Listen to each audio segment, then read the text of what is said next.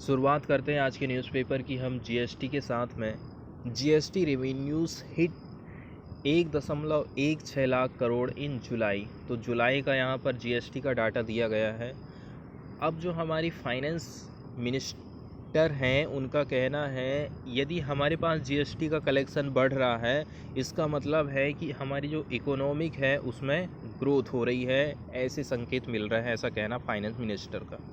तो सबसे पहले हम जीएसटी की बेसिक जानकारी देख लेते हैं। जीएसटी की शुरुआत हुई थी 1 जनवरी 2017 से। अब सबसे पहले हम समझते हैं कि जीएसटी आखिर होता क्या है।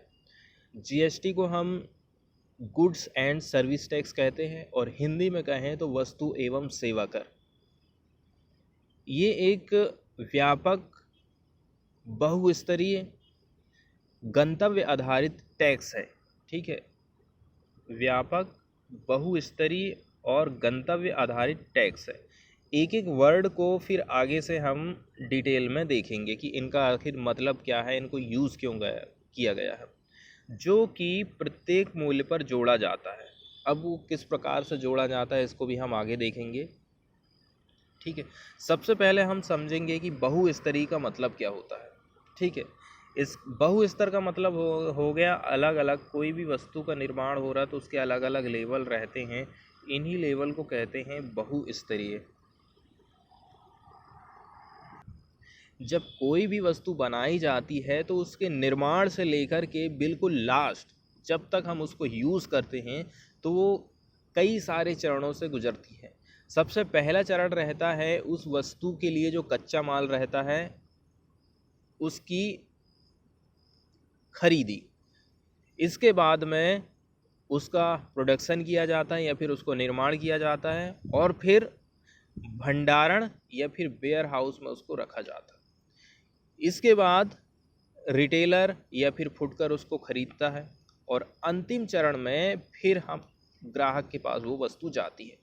यदि इसको हम एक पिक्चर की माध्यम से देखें तो ये कच्चे माल सबसे पहले खरीदा गया, उसके बाद वस्तु बनाई गई, इसके बाद होलसेलर उसको खरीदता सबसे पहले, फिर रिटेलर खरीदता है और सबसे लास्ट में खरीदता है ग्राहक।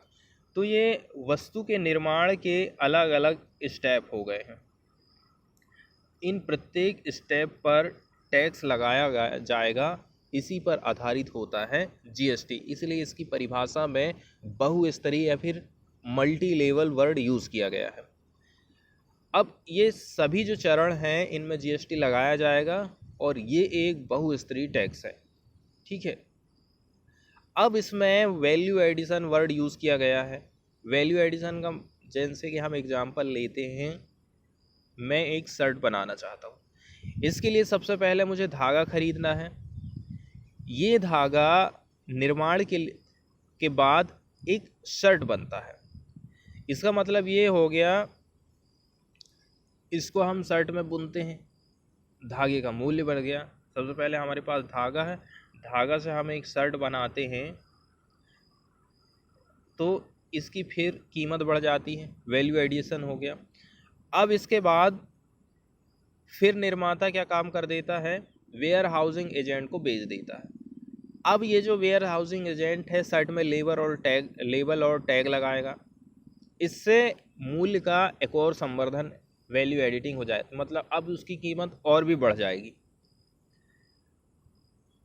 इसके बाद वेयर हाउस बेचेगा उसको रिटेलर को, जिसको हम फुटकर विक्रेता कहते हैं, जो प्रत्येक शर्ट को अलग से पैकेज करेगा और शर्ट के विपणन में निवेश करेगा। इस प्रकार से निवेश करने से प्रत्येक शर्ट के प्राइस में बढ़ोतरी हो जाती है। यहाँ एक पिक्चर के माध्यम से बताया गया है, धागा है, धागा से शर्ट बनाई गई है। ठीक है, इसके बाद उसमें लेबल लगाए गए हैं। लेबल लगाने के बाद फिर ये फुटकर के पास चला जाता है, वो पैकेज करता है, अपने हिसाब से उसका रेट निर्धारित करता है। हर स्टेज पर ये आप देख रहे हैं ना, वैल्यू की एडिटिंग हो रही है। यही वर्ड इसमें यूज़ किया गया है कि इसमें प्रत्येक वैल्यू एडिटिंग पर भी टैक्स लगाया जाएगा। इसके बाद परिभाषा में एक वर्ड यूज़ किया गया है गंतव्य आधारित। इसको भी हम देख लेते हैं कि इसका आखिर मतलब होता क्या है। पूरी विनिर्माण की श्रृंखला की हम बात कर रहे हैं। हर जगह जो भी लेन देन हो रहा है उस लेन देन पर जीएसटी लगाया जाएगा। और यदि हम पुराने सिस्टम की बात करें ना, तो जब एक वस्तु का निर्माण होता था तो सेंट्रल गवर्नमेंट ने विनिर्माण पर, उसके निर्माण पर उत्पाद शुल्क या फिर एक्साइज ड्यूटी लगाया था। अगले चरण में जब आइटम बेचा जा रहा है तो राज वैट लगा देता था। फिर बिक्री के अगले लेवल पर एक वैट लगता था। ठीक है, सबसे पहले मतलब जब उसका निर्माण हो रहा है तब लग गया उत्पाद शुल्क या फिर एक्साइज ड्यूटी। इसके बाद फिर जब उसको बेचा जा रहा है तो स्टेट गवर्नमेंट वैट लगाती थी।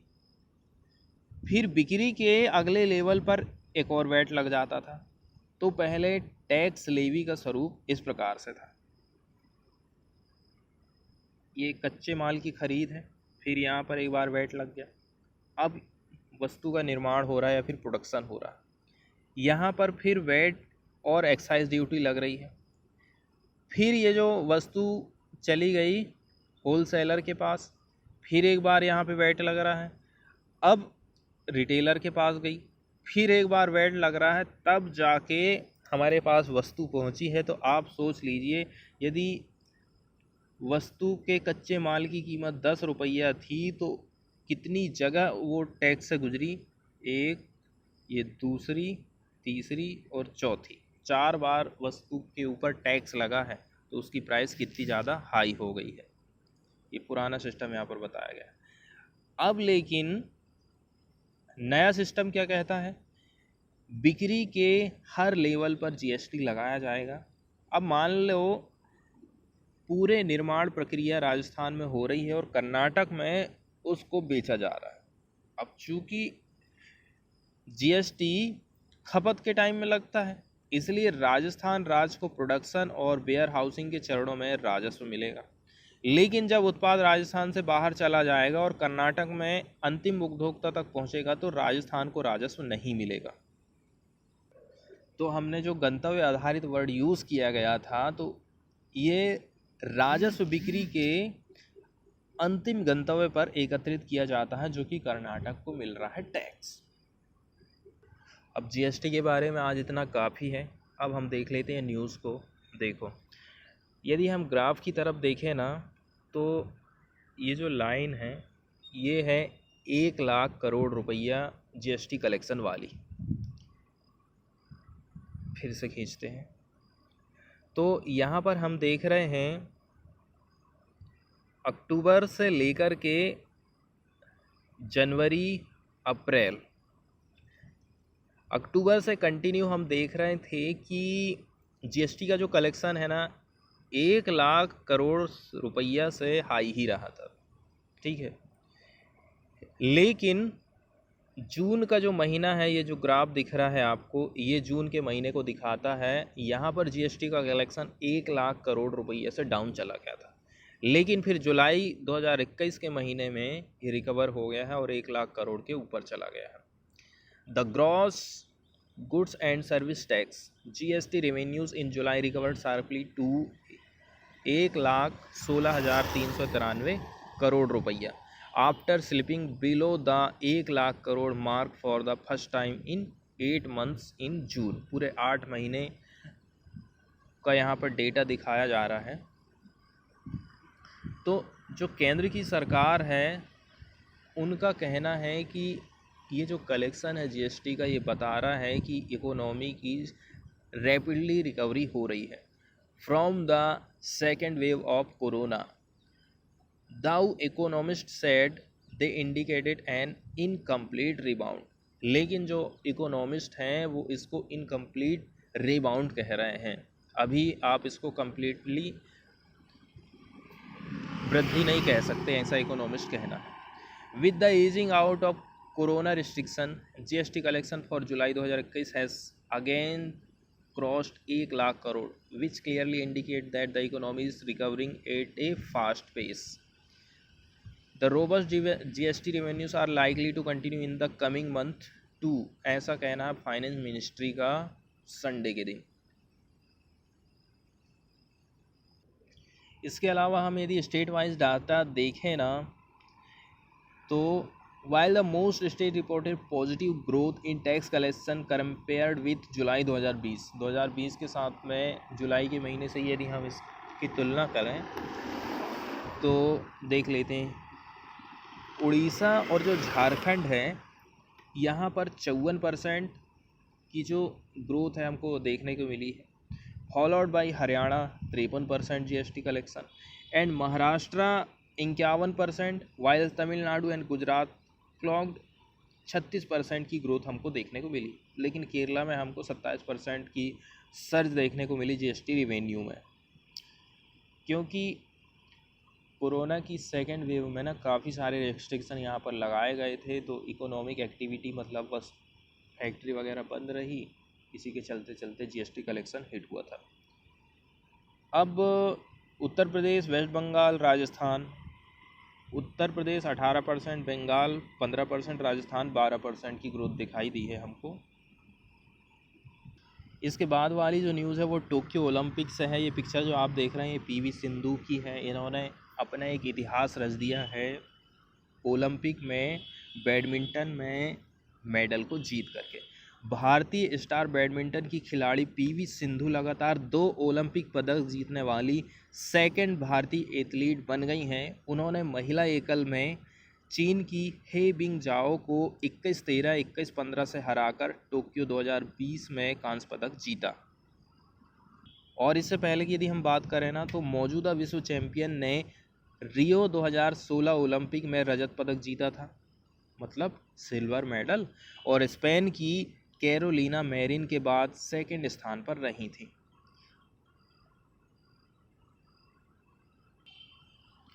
और देख लेते हैं क्या क्या बात इसमें बताई गई है। तो PV Sindhu wrote her name into the history books with a bronze at the Tokyo Olympics on Sunday. Sunday के दिन इन्होंने इतिहास रच दिया है पीवी सिंधु ने, ठीक है। इनको मिला है ब्रॉन्ज टोक्यो ओलंपिक में। The badminton star become the first Indian women to win Olympic medal with her latest effort being a follow up to the silver at previous game in Rio de Janeiro 2016। तो 2016 में रियो de Janeiro में इन्होंने silver medal जीता था Rio Olympic में। In the third place play off 26 year old defeated He Bingjiao of China 21-13, 21-15 से उन्होंने China की जो प्लेयर है उनको हराया था। इसके बाद वाली जो न्यूज़ है ये हमारे मेंस के हिसाब से सही है। मेंस में आंसर राइटिंग के हिसाब से भी हमसे कुछ पूछा जाता है कि कैसे हम किसानों की आय को, इनकम को बढ़ा सकते हैं, तो उसके लिए हम इस बात का उल्लेख कर सकते हैं।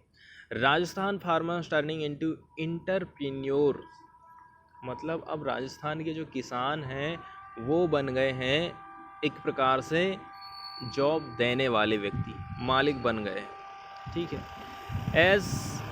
As many as 617 agro project are in the pipeline with an investment of 1255 crore.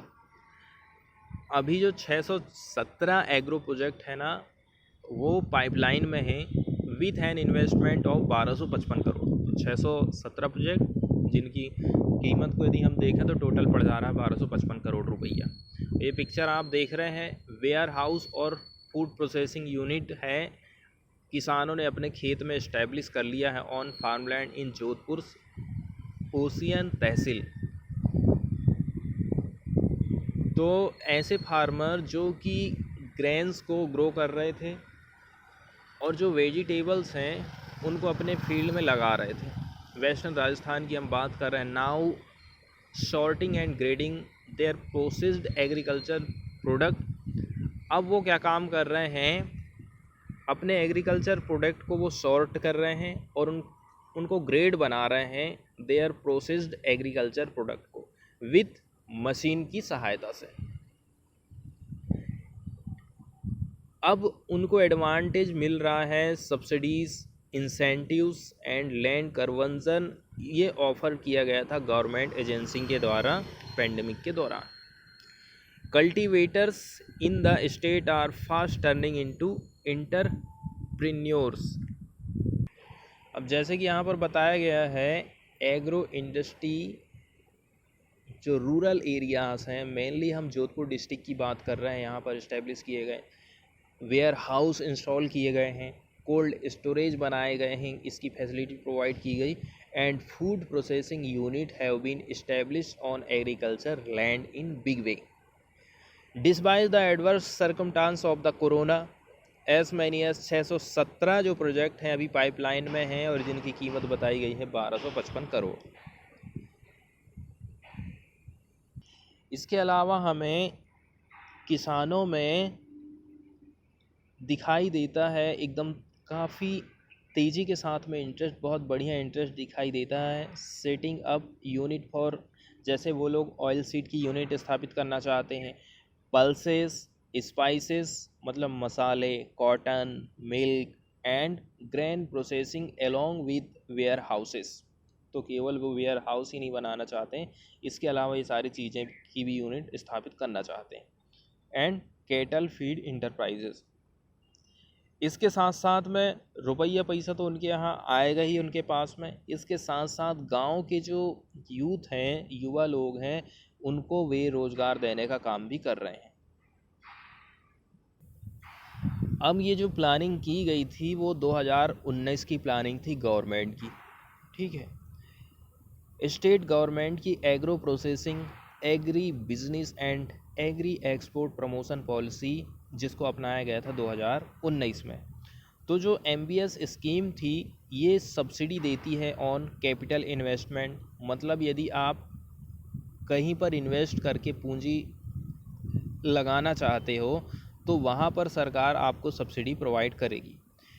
And interest to farmers and entrepreneurs for setting up agro processing industries and developing infrastructure, तो इन सारी चीज़ में सरकार आपको सपोर्ट करेगी। इसके बाद इसमें एक वर्ड यूज़ किया गया है जिसका हम मीनिंग देख लेंगे। सबसे पहले इसको हम देखते हैं कॉर्टेक्स का मतलब क्या होता है। तो जैसे कि the outer layer of an organ in the body specially the brain के लिए इसका यूज़ किया जाता है। और इसमें एक वर्ड आया है, इसको भी हम देख लेते हैं, ग्राउंडनट डेकोर्टिकेशन यूनिट। तो यहाँ पर डिकॉर्टिएशन का मतलब होता है जो मूंगफली की आउटर लेयर है ना, उसको निकालने की जो प्रोसेस है उसको कहा जाता है। तो एक किसान कहता है, when I came to know of the new scheme I submitted a project report for a groundnut decortication unit, the loan and subsidy were approved in the pandemic.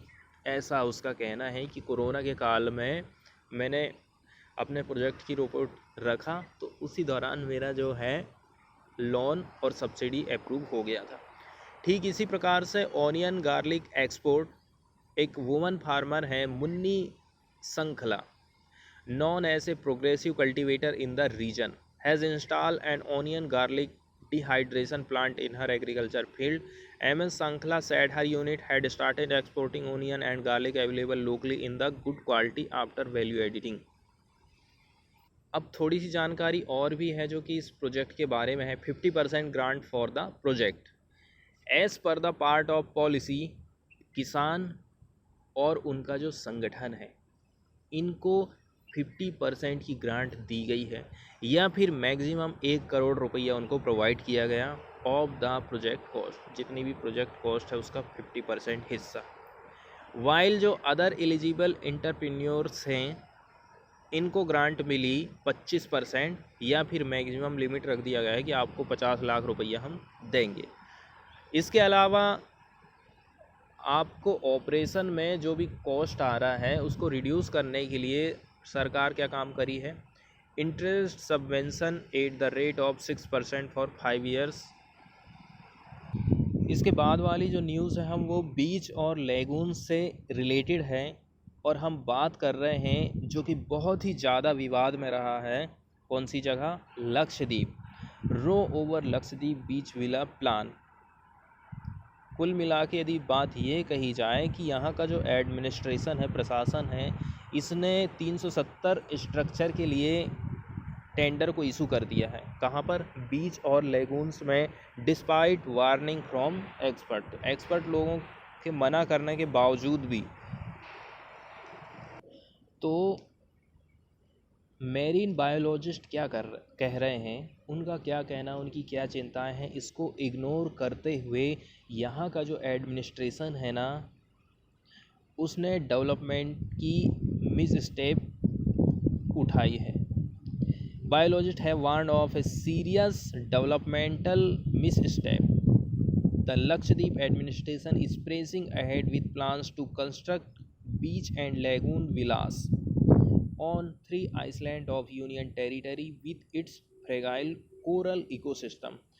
अब कोरल्स जो रीफ है हमारे, ऑलरेडी से समुद्र के temperature बढ़ने के कारण, जलवायु परिवर्तन होने के कारण धीरे धीरे करके गायब हो रहे हैं। और ऊपर से यदि आप इस प्रकार के इंफ्रास्ट्रक्चर वहाँ पर बनाते हैं तो उनकी जो संख्या है और भी तेज़ी के साथ में कम होने वाली है। इसी चीज़ की वार्निंग दे रहे हैं यहाँ के जो समुद्री वैज्ञानिक हैं वो लोग, लेकिन इनकी भी बात को नहीं माना जा रहा है।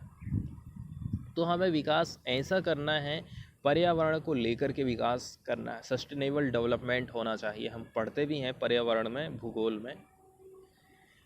तो टेंडर नोटिस जारी कर दिया गया है जिसमें इनवाइट किया जा रहा है proposal from developer for building 370 villas using the design build finance operate and transfer DBFOT model on public private partnership basis on Minicoy Kadmat and Suheli Island was issued by District Collector S. Asghar Ali in his capacity as Managing Director of the Society for Promotion of Nature, Tourism and Sport।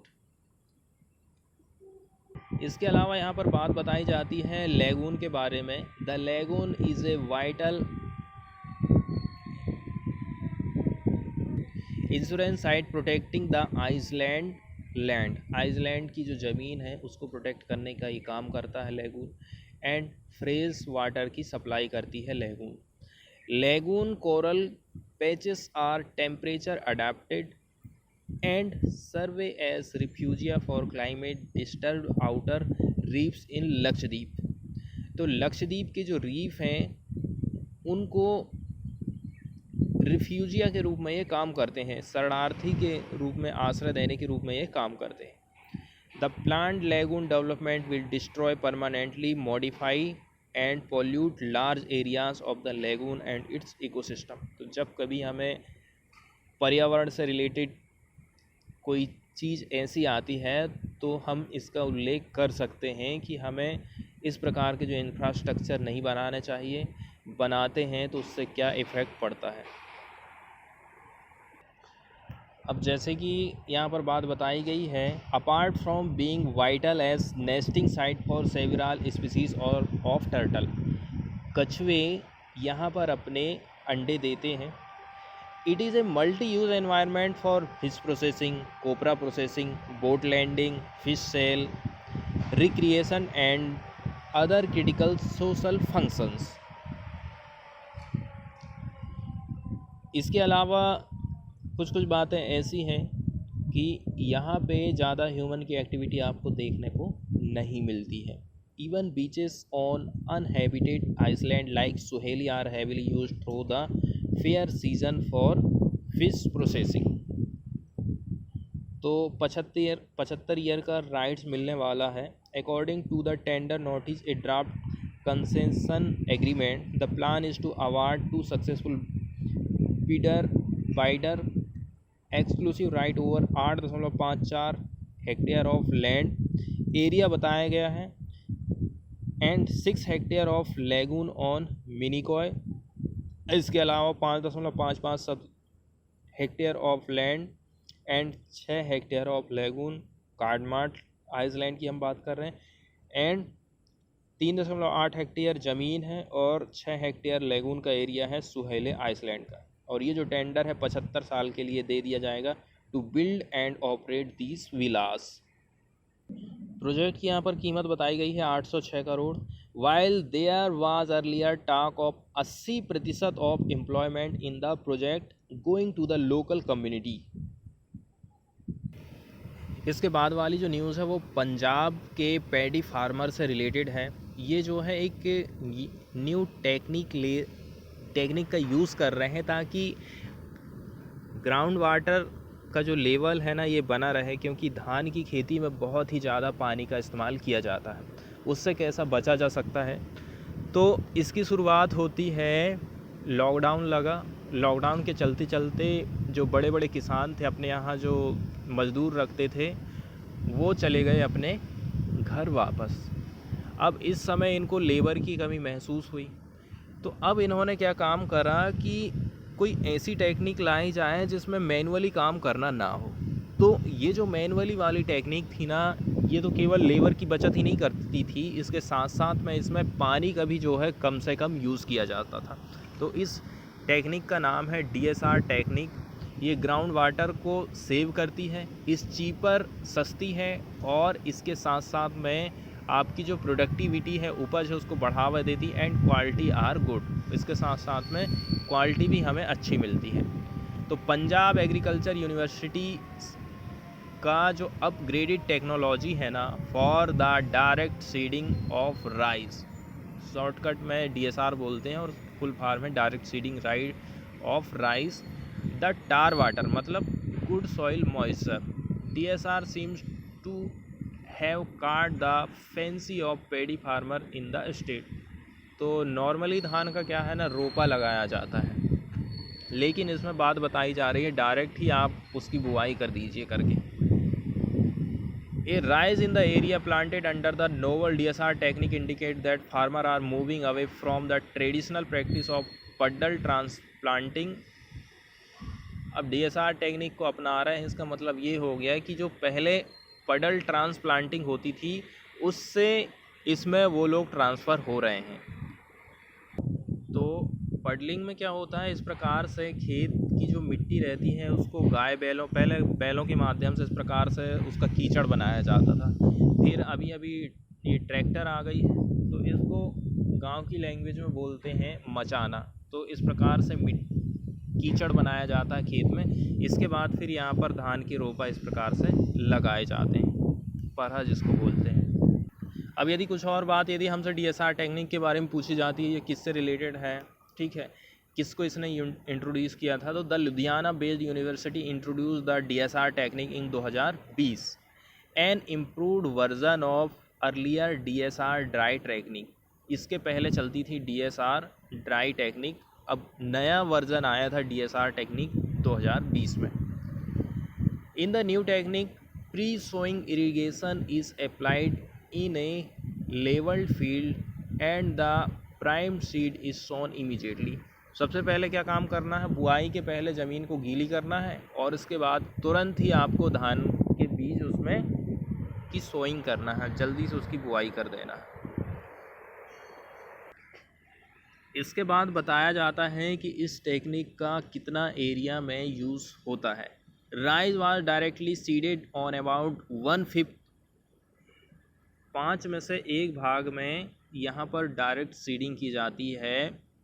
किसकी, धान की, मतलब यहाँ धान का परहा या फिर रोपा नहीं लगाया जाता है, क्योंकि इसमें बहुत ज़्यादा पानी लगता है, बहुत ज़्यादा लेबर लगता है, बहुत ज़्यादा मेहनत लगती है। हाँ, इतना ज़रूर है कि पैदावार उसमें अच्छी होती है और ज़्यादा जो घास वगैरह रहता है ना उसकी निदाई नहीं करना पड़ता है आपको परहा लगाने से। The successful adoption of technology has even found in echo in Haryana. तो ऐसा नहीं है केवल पंजाब अकेले में इसका यूज़ हो रहा है, हरियाणा में भी आपको इसमें वृद्धि देखने को मिली है। हम 2020 की बात करें ना, तो rice was sown through DSR in about 5 lakh hectare in the Punjab against just 23,450 hectare in 2019 का डेटा बताया गया है और इसके बाद 2020 का डेटा बताया गया है। अब जो DSR मेथड रहती है वो ग्राउंड वाटर को सेव करती है because the crop does not need frequent irrigation as in the case of puddled paddy field. The method is also pocket friendly as a manual transplanting is getting costlier with each passing season. वो महंगी ज़्यादा हो जाती है, पानी ज़्यादा use होता है, तो यही सब बातें इसमें बताई गई हैं।